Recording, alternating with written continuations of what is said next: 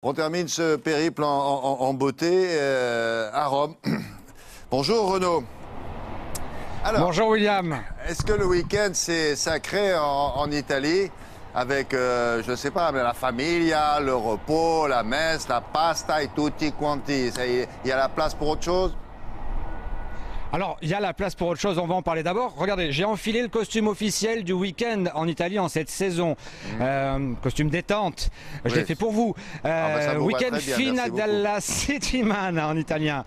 Et la fine della settimana en italien, ben, ça remonte à il y a très très longtemps, hein, au temps des Romains où tout simplement c'était le repos permanent. Ils ne travaillaient pas parce qu'il y avait des esclaves pour cela. Après, on remonte à plus proche, 1er mai 1925, là, une loi crée le dopolavoro. Elle sacralise ce temps de repos avec un programme national de construction d'infrastructures, des cercles sportifs, des bâtiments pour les associations, pour les amicales, pour que tous ceux qui travaillent eh bien, puissent aussi profiter de leur temps de repos et notamment du week-end. Alors évidemment au pays du Vatican on s'est frotté les mains parce que le dimanche, vous imaginez bien que c'est sacré.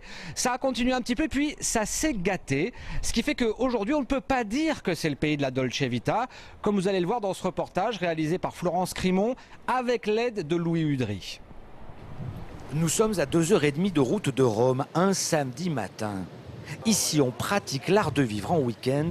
Depuis l'âge de fer, rien que ça, depuis 3000 ans, les Étrusques se baignaient déjà dans ces eaux à 37 degrés. Et aujourd'hui, les Italiens font pareil. C'est particulier à l'Italie, c'est unique. Le soufre, présent dans l'eau, entretient la peau, la musculature. Et la tête aussi. Ici, on a même donné un mot à ça, un mot que vous connaissez, synonyme de bien-être, de zénitude. Un mot universellement associé aux activités de week-end. Et c'est le docteur Calcaterra, le responsable médical des termes, qui va nous l'expliquer. Le mot spa vient du latin S-P-A, salus per aquam. Cela remonte à l'époque des Romains. Ils venaient au terme pour soigner leurs problèmes de santé. Ça mérite une petite explication scientifique. Le fond de l'eau est volcanique. L'eau, restée sous terre pendant 40 ans, jaillit naturellement et soudainement à la surface. Comme spa, il y a far niente. Ça aussi un mot italien. Et s'il y a une institution qui le défend, le far niente du week-end, c'est bien le Vatican. On ne devrait pas travailler le dimanche, à l'exception des services indispensables. La priorité ne doit pas être économique, mais bien sociale. Ce qui compte, ce sont les relations familiales et amicales, et non les activités commerciales. Sauf que voilà, regardez à quoi ressemble Rome le dimanche matin. Tout est ouvert, on bosse, et même beaucoup. Il faut dire que l'Italie connaît la crise mieux que quiconque, 15 ans déjà que ça dure, alors il n'y a pas de petit profit. La religion n'a rien à voir avec l'économie ou la vie d'aujourd'hui. Plus on travaille, plus l'économie avance et plus les jeunes peuvent entrer facilement dans le monde du travail. L'ouverture des magasins le dimanche, c'est bien pour les gens qui travaillent la semaine. Et les employés s'alternent. Depuis 2011, on a libéralisé le travail dominical. Les centres commerciaux s'en donnent à cœur joie. Tout le monde y trouve son compte. Pour Katia Catena, pas de dimanche à table avec la famille, mais des sacs à vendre.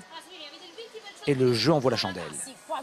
Le nombre de clients quadruple et le chiffre d'affaires du magasin augmente. En France, pour l'économie, c'est risqué. Il faudrait aussi ouvrir les magasins le dimanche. Il est bien loin le temps où l'Italie le dimanche pouvait ressembler à un pays totalement à l'arrêt. Renaud, far niente, c'est un mot italien, vous nous l'avez rappelé, si jamais on l'avait oublié. Mais vous le mettez assez peu en pratique, en fait, quand on le voit dans ce reportage. Finalement, est-ce qu'en Italie, on ne travaillerait pas plus qu'en France? On va parler sur le papier, oui. Écoutez, il n'est pas rare ici de voir des semaines de travail, organisées notamment dans les usines, sur 6 jours, du lundi au samedi. En Italie, sur le papier encore, on travaille 40 heures par semaine contre 35 en France. Mais ça se traduit concrètement. Si on prend le nombre d'heures travaillées chaque année, on travaille quasiment 2000 heures par an en Italie contre 1670, 1680 en France. Ce sont des moyennes officiellement reconnues dans les deux pays. Et donc oui, on travaille plus en Italie. Far niente est un mot que l'on affiche un peu comme pour séduire à l'étranger, comme dolce vita ou comme pasta. Ça fait partie du cliché italien, mais ça n'est pas la réalité. Ah, d'accord.